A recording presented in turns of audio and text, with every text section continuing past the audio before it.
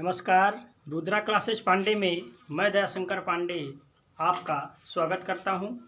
आज की इस क्लास में आप लोगों को वैद्युत विभव वाले चैप्टर का अगला टॉपिक वैद्युत धारिता। अभी तक आप लोगों ने वैद्युत विभव के बारे में पढ़ा था। वैद्युत विभव क्या होता है, अच्छे स्थिति में वैद्युत विभव, निरक्षीय में वैद्युत विभव, किसी बिंदु के कारण वैद्युत विभव, ये सारी चीज़ें आपने पढ़ी थी। आज उसका अगला टॉपिक है वैद्युत धारिता का। आज का टॉपिक हमारा क्या है? वैद्युत धारिता, इलेक्ट्रिक कैपेसिटी।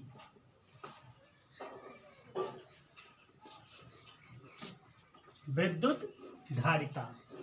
तो देखिए, वैद्युत धारिता का जो टॉपिक है हमारा, वैद्युत धारिता का सबसे पहले फार्मूला देखिए। वैद्युत धारिता को हम C से प्रदर्शित करते हैं और C बराबर फार्मूला होता है Q/V।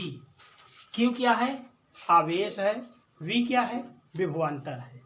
तो इसकी डिफिनीशन होगी, इसकी डिफिनीशन सुनेंगे कि जब किसी चालक पर प्रवाहित आवेश, Q क्या है? आवेश है। जब किसी चालक पर प्रवाहित आवेश तथा उसमें होने वाले विभव परिवर्तन की वृद्धि के अनुपात को हम क्या कहते हैं? वैद्युत धारिता कहते हैं। डिफिनेशन फिर से सुनेंगे।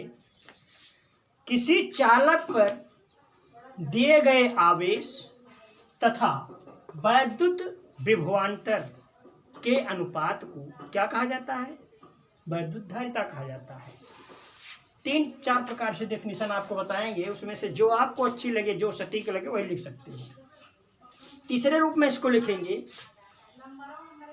यदि किसी चालक को दिए गए आवेश तथा उस चालक में होने वाले विभव में वृद्धि के अनुपात को क्या कहा जाता है? वैद्युत धारिता कहा जाता है। बात समझ गए ना? एक बार फिर से सुन लेंगे, नोट कर लेंगे डिफिनीशन। किसी चालक को दिए गए आवेश तथा विभव परिवर्तन की वृद्धि के अनुपात को वैद्युत धारिता कहते हैं। इसे C से प्रदर्शित करते हैं। C बराबर फार्मूला होगा Q/V। फार्मूला नोट कर लिया। उसके बाद देखिए इसका मात्रक क्या होगा। इसका मात्रक हमारा होगा, देखिए Q क्या है? आवेश है। आवेश का मात्रक क्या होता है? कूलाम प्रति विभव का मात्रक क्या होता है? वोल्ट। इसका मात्रक क्या हो गया? कूलाम प्रति वोल्ट। या इसी कूलाम तथा वोल्ट को हम क्या कहते हैं? फैराड कहते हैं। क्या कहते हैं? फैराड कहते हैं। तो वैद्युत धारिता का मात्रक क्या होगा? कूलाम प्रति वोल्ट या फैराड। विमा इसकी क्या होगी? इसकी विमा हो जाएगी M−1 L² T⁴ L⁻² होता है और T⁴ और A²। ये किसकी विमा है? वैद्युत धारिता की। ठीक है ना? अब वैद्युत धारिता हमारा ये पर फिनिश होगा। वैद्युत धारिता के बाद है, मान लीजिए जैसे कोई विलगित गोलीय चालक ले लिया जाए। एक गोलीय चालक है, इसको रफ कर देना।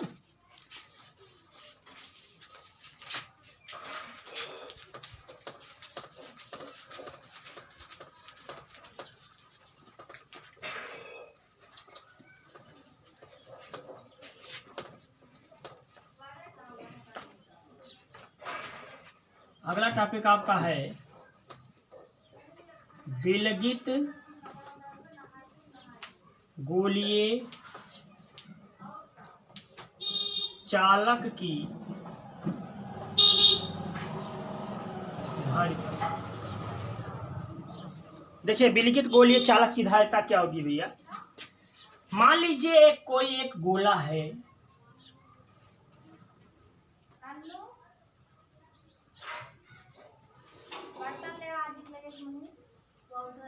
ये हमारा एक गोला है जिसके केंद्र पर प्लस क्यू कूलाम का आवेश रखा है, और ये केंद्र जो है हमारा मान लीजिए ओ पर है। गोले का सेंटर क्या है? ओ है। जब इसके केंद्र पर कोई हम क्यू कूलाम आवेश का धनावेश रखेंगे तो गोले के बाहरी पृष्ठ पर प्लस क्यू कूलाम का आवेश फैल जाएगा। ये गोले के बाहरी पृष्ठ हैं, इस पर प्लस क्यू कूलाम का आवेश फैल गया। ये सारे आवेश कैसे हैं? धनात्मक आवेश है। माना गोले के पृष्ठ पर जो विभव है हमारा वो क्या है? गोले के प्रत्येक पृष्ठ पर विभव समान है, ठीक है, तथा गोले की त्रिज्या a मीटर है और गोला किसी ऐसे माध्यम में रखा है जिसका परावैद्युतांक k है। माध्यम का मतलब हो गया जैसे मान लीजिए रखा हो मोम में रखा हो।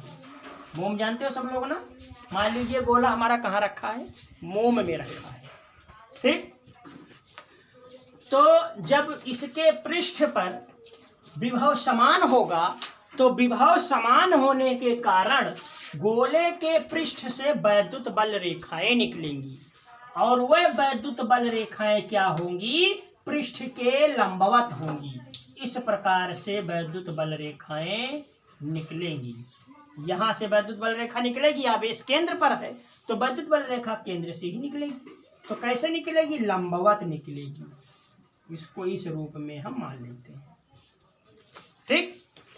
अब इस प्रकार से जब हो गया तो गोले के केंद्र पर जो विभव होगा उस विभव का मान हम आकलित कर लेंगे। लेकिन इसके पहले जो चित्र बनाया गया, आपका फिगर बना है, उसकी थ्योरी एक बार फिर से सुन लीजिए, नोट करते चलिए। माना एक विलिखित गोलीय चालक जिसका केंद्र A है, जिसका केंद्र O है तथा त्रिज्या a मीटर है। माना एक गोलीय चालक जिसका केंद्र O तथा त्रिज्या a मीटर है, गोले के केंद्र पर प्लस क्यू कूलाम का आवेश स्थित है। गोले के केंद्र पर प्लस क्यू कूलाम का आवेश स्थित है।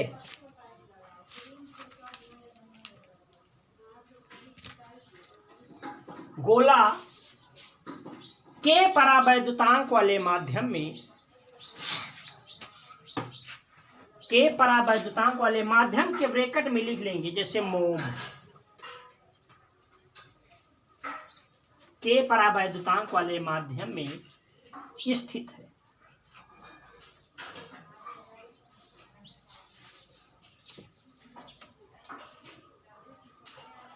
केंद्र पर प्लस क्यू कूलाम आवेश के कारण गोले के बाहरी पृष्ठ पर धन आवेश उत्पन्न हो जाएगा।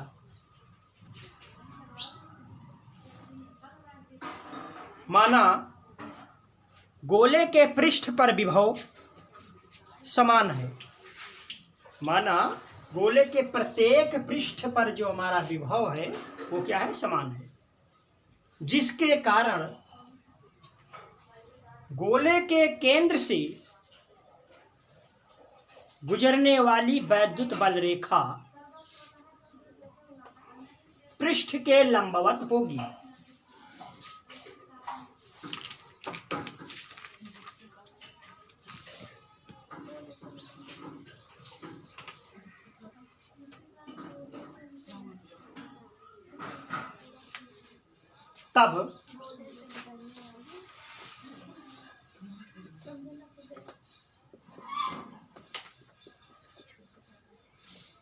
तब गोलीय पृष्ठ पर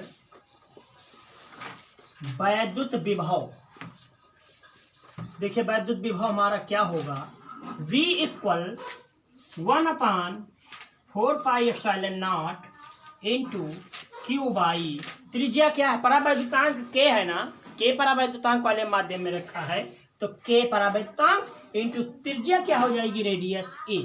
हमने पढ़ा है किसी बिंदु आवेश के कारण विभव का व्यंजक V equal 1/4πε0 into q by r. तो क्यू आवेश हमारा प्लस आवेश हो गया, और रेडियस आर के स्थान पर इसकी रेडियस क्या है, ए है, तो ए हो गया। ठीक, इसके बाद इसको मान लेंगे क्वेश्चन नंबर फर्स्ट। वैद्युत धारिता की परिभाषा से, हमने वैद्युत धारिता की परिभाषा में अभी पढ़ा था कि C इक्वल क्या होता है, Q बाई V। अच्छा, यहाँ पर धारिता क्यों लगा रहे हैं, क्योंकि हमें जो है चालक की धारिता की ही गणना करनी है, इसीलिए धारिता का यहाँ पर इक्वेशन लगा दिया गया। अब यहाँ पर आगे क्या करेंगे हम, समीकरण 1 से V का मान, समीकरण इसको मान लेंगे समीकरण नंबर 2, समीकरण 2 में रखने पर, समीकरण 2 में रख दीजिए। जब रखेंगे तो C equal Q by V, V के स्थान पर क्या होगा, 1/4πε0 into k A, Q by के ए है, Q बाई के ए। ठीक, अब इस Q से ये Q क्या हो जाएगा, कैंसिल हो गया। अब जब कैंसिल हो गया तो क्या बचा हमारा, C इक्वल, देखिए 3 बटा है, 1 बटा ये बटा फिर बटा लगा है, इसी प्रकार से तो लिखा है। तो ये तीसरा वाला हमारा क्या हो जाएगा, ऊपर चला जाएगा। तो क्या बचेगा हमारे पास, 4πε0 इंटू के ए, यही क्या है, विलगित गोलीय चालक की धारिता है, इतना farad. C equal 4πε0 into k ए। ठीक, इतना क्लियर हो गया, इसको कॉपी करिए। उसके बाद अगला टॉपिक बताते हैं, कॉपी कर लीजिए। मान लीजिए किसी का छूट जाता है तो स्क्रीनशॉट ले लीजिए और उसके बाद में कॉपी करते रहिएगा। हाँ, इतना कॉपी कर लेना। इसके बाद देखिए,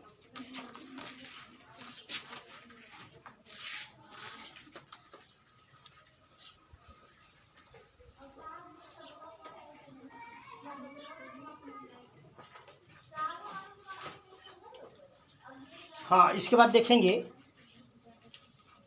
कि जो हमारी धारिता होती है, ये क्या लिखा है, निर्वात या वायु में, निर्वात अथवा वायु में के की वैल्यू क्या होती है, 1। ठीक, तो निर्वात या वायु में के की वैल्यू क्या रख देंगे, 1 रखेंगे। तब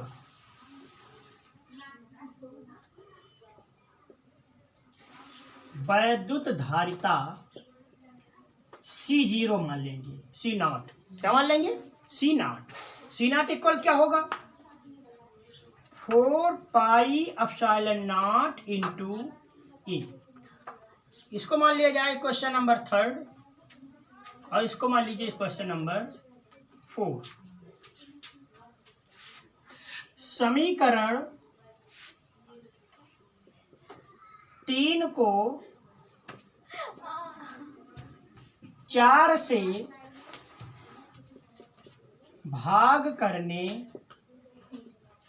पर, समीकरण 3 को 4 से क्या कर दीजिए, भाग कर दीजिए। तो समीकरण 3 है C/C0 equal 4πε0 into a by 4πε0 into k ए।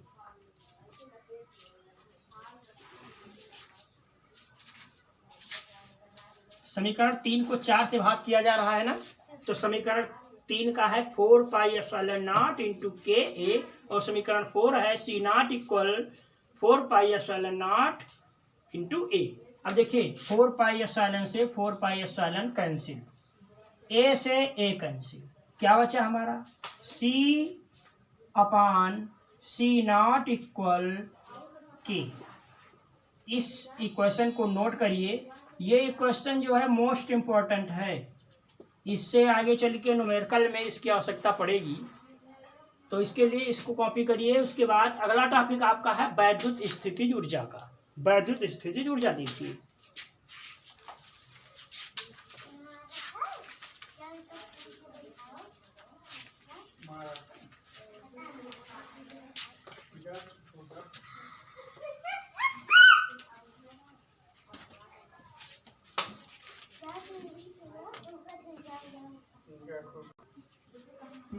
हाँ देखिए भैया, इसके बाद देखिए अगला टॉपिक आपका जो है स्थितिज ऊर्जा का है। अगला टॉपिक इसके बाद क्या है, स्थितिज ऊर्जा। स्थितिज ऊर्जा पढ़ोगे और स्थितिज ऊर्जा का व्यंजक जो निकलेगा, स्थितिज ऊर्जा का व्यंजक हम देखेंगे। व्यंजक के तत्पश्चात हमको देखना है कि संधारित्र क्या होता है, उसके बाद हम संधारित्र पर पहुंचेंगे। देखिए आवेशित चालक की स्थितिज ऊर्जा,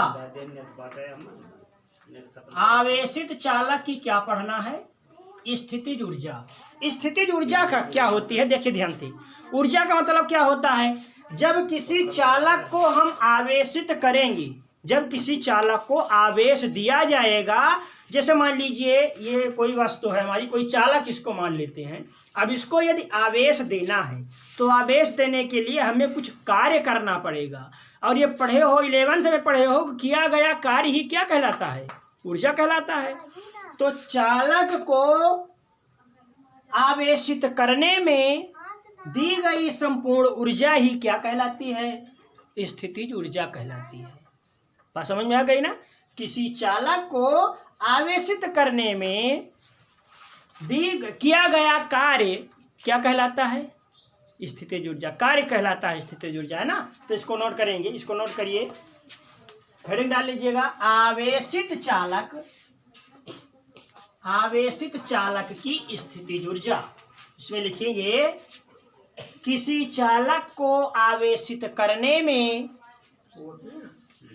किया गया कुल कार्य,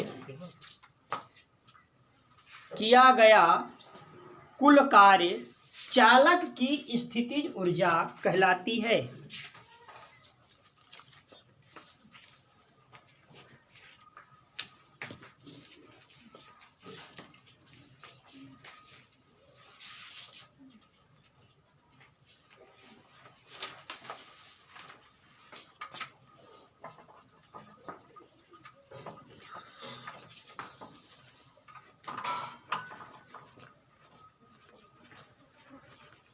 हो गया। इसके बाद देखिए, माना कोई चालक है हमारा, और उस चालक को हम Q डैश आवेश देते हैं, ठीक है। यदि किसी चालक को Q डैश आवेश देने पर उसकी धारिता क्या हो जाए, C हो जाए, तथा उसका विभव क्या हो, V हो, ठीक। जब किसी चालक जिसका विभव V है उसको Q डैश देने पर उसकी धारिता क्या हो जाए, C डैश हो जाए, ठीक। तो V इक्वल क्या होगा, फार्मूला हमारा, जैसे फार्मूला पढ़े हो, C इक्वल क्या होता है अभी बताया गया, Q बाई V। तो V इक्वल क्या होगा, Q बाई C। तो यहाँ Q है, Q डैश, तो Q dash by C dash हो गया। अब जब हम इसको आवेशित करेंगे चालक को, तो हमें कुछ कार्य करना पड़ेगा। मान लीजिए चालक को अल्प आवेशित किया जा रहा है, थोड़ा सा आवेशित करते हैं, तो इसको जब आवेशित करते हैं तो DW मान लीजिए सूक्ष्म कार्य हमें करना पड़ रहा है, ठीक है। जब थोड़ा सा आवेशित करेंगे इसे तो DW हमारा क्या निकलेगा, मान निकलेगा। तो DW बराबर क्या होगा, विभव गुणे आवेश। ध्यान दीजिए, डी डब्ल्यू इक्वल विभव क्या है, V है, और आवेश क्या है, हमने मान लिया आवेश किया कितना, डी क्यू। क्या आवेश किया, सूक्ष्म आवेश दिया, तब सूक्ष्म कार्य होगा। और मान लीजिए अनंत से उसे क्या किया जा रहा है, आवेशित किया जा रहा है। और कहाँ तक आवेशित किया जा रहा है, जब तक उसका पूर्ण आवेश क्यू ना हो जाए। ठीक है, तो पहले इसको नोट करिए, थोड़ा नोट करिए थोड़ी, तब बताते हैं इसका। लिखिए, माना चालक की धारिता C है। लिखिए, माना चालक की धारिता C है, इसे Q डैश आवेश देने पर इसकी धारिता C डैश हो जाती है।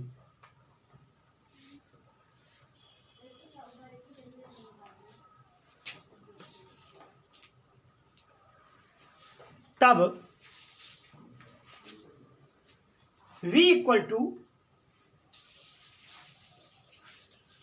टू यहाँ V डैश लगा लीजिए भाई, यहाँ V डैश कर लीजिए, यहाँ C कर दीजिए। V डैश इक्वल कर देंगे Q by C। V dash equal Q by C।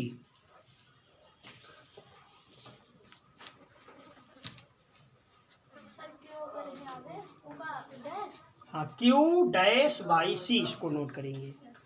उसके बाद लिखिए, माना अनंत से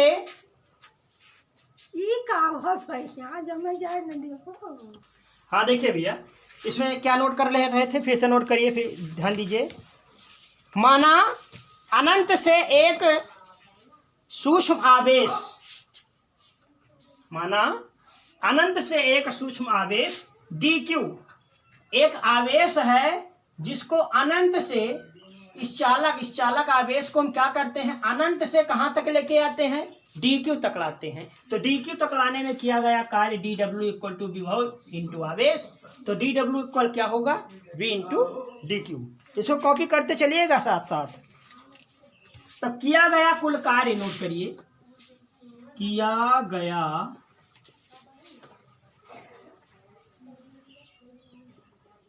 कुल कार्य W, कुल कार्य क्या हो जाएगा, W हो जाएगा ना।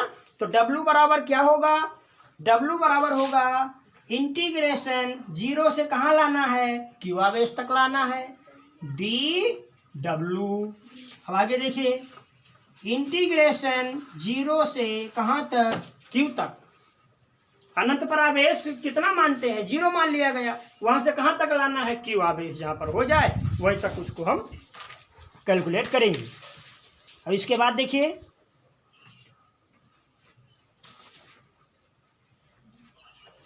फिर dw की वैल्यू क्या है, Q डैश dq। ठीक है, फिर इसका समाकलन करेंगे, तो Q डैश का जब समाकलन होगा, तो Q डैश का समाकलन होगा, तो इसका समाकलन आएगा Q dash by 2। Q square भी यहाँ पर लगेगा, जैसे इंटीग्रेशन बताया गया था यक्स dx, इसका क्या होता है, इसका फार्मूला हो जाता है यक्स की पावर n+1 बाई n+1, यही तो होता है। तो Q है, तो इसका हो जाएगा Q डैश का स्क्वायर बाई 2, लिमिट 0 से Q। अब लिमिट पुट कर देंगे इसमें, 1/2 ले लिया बाहर, Q के स्थान पर, Q डैश के स्थान पर Q का स्क्वायर माइनस 0 का स्क्वायर, फिर ये क्या होगा, इधर देखिए साइड में, W इक्वल 1/2 Q स्क्वायर और 0 का स्क्वायर 0, तो ये क्या आ गया, W equal to half Q square. और Q इक्वल क्या होता है, इसी फार्मूले से देखेंगे, Q इक्वल क्या होगा, CV। तो Q के स्थान पर हम क्या लिख सकते हैं, CV लिख सकते हैं। तो W इक्वल क्या आ जाएगा, हाफ CV और पूरे का स्क्वायर। बात समझ गए ना, इसको नोट कर लीजिए, यही आपका मेन फार्मूला होगा। इसी प्रकार से हम कई फार्मूले बना सकते हैं।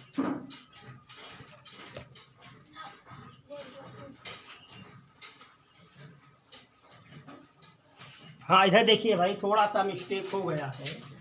यहाँ एक मिस्टेक ये हुआ कि जो हम डी क्यू लिखे हैं यहाँ पर बाई सी भी लगा है।